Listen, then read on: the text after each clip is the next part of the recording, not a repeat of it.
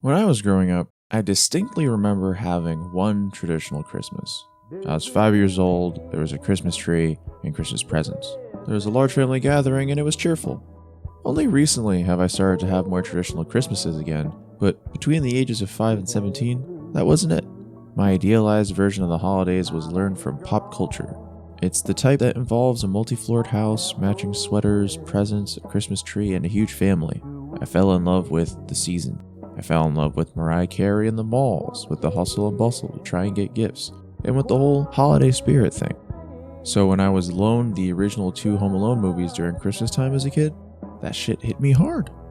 It's got all that Christmas time stuff, but it also has kid mischief and the booby traps, which made it super endearing to me.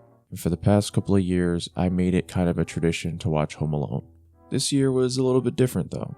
I'm not sure what it was, but I realized that it was no longer a movie I loved to rewatch.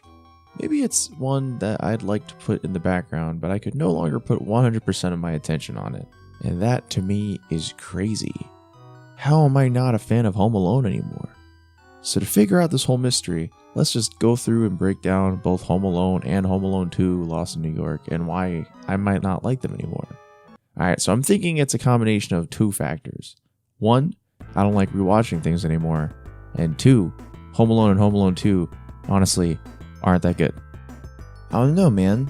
Unless I really don't remember something or I'm really actively trying to rewatch something, I can't do repeat viewings anymore. I have to be doing something else because it just feels like I'm wasting time watching the same movie over and over again, especially for Home Alone. There are so many things out there to watch that I haven't yet. It feels almost guilty to rewatch something I don't actually have much of a desire to rewatch. Repeat viewings are kind of like erosion. When I first watch a movie, some of the lower points that aren't bad get glossed over. But then as time goes on, with more viewings, the more I start to dislike those lower points. And then it gets to a point where I can't even tolerate them. It's crazy because I know these scenes are like necessary from a filmmaking standpoint, and I know that there's setups for story payoffs and yada yada yada. But on rewatches, I'd become an impatient child. I realized that through the whole movie, I was just waiting for the booby trap scenes. I would suffer through the slog of Kevin being a little jerk and Kevin's mom trying to get back home and him buying a toothbrush and just to get to the euphoria of seeing Marv and Harry getting absolutely murdered by this little blonde boy. Every moment seeing them receive what would normally be a fatal injury was a blessing. And realizing that a couple days ago was honestly super weird. These movies that I held up as the holy text of Christmas weren't amazing anymore. Watching the quiet scenes of Kevin talking to random old people just became really slow and unbearable. I would start to play Tetris whenever the non-prank scenes were happening. I realized that I wasn't rewatching these movies because I wanted to, but just because it was a tradition? It was just kind of a chore. I wanted to skip forward to the scenes that I liked, and those scenes I like are still wonderful. I would laugh out loud and get some sort of visceral enjoyment from seeing these guys fall. Home Alone 2 has by far the better stunts, by the way. These guys should be dead after the first 2 minutes, but they still get through the whole sequence because they are troopers.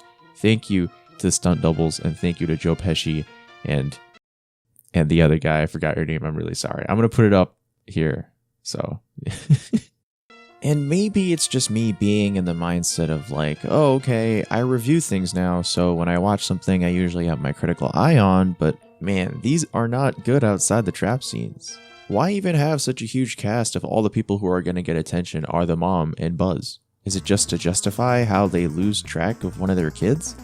You also have to like piece together that Kevin has 3 other siblings besides Buzz, even though he interacts with none of them. You'd think that his dad would get more significance or lines, but he's only there as the explanation of all this McAllister money.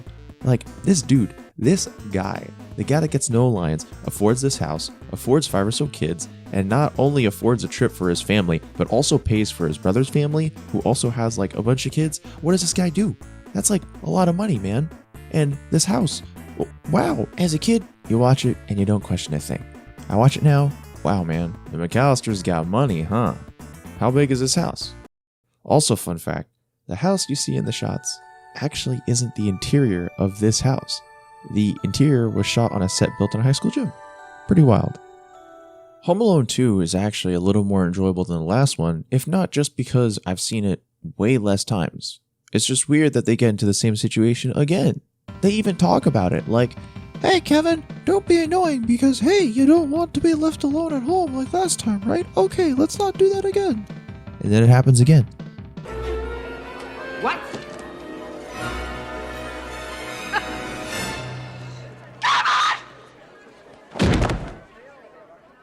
Although it does result in the best non-booby trap scene in the movie. Has he ever been in a situation where he's been on his own?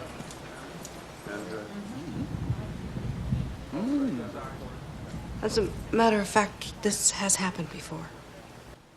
Funnily enough, we never lose our luggage.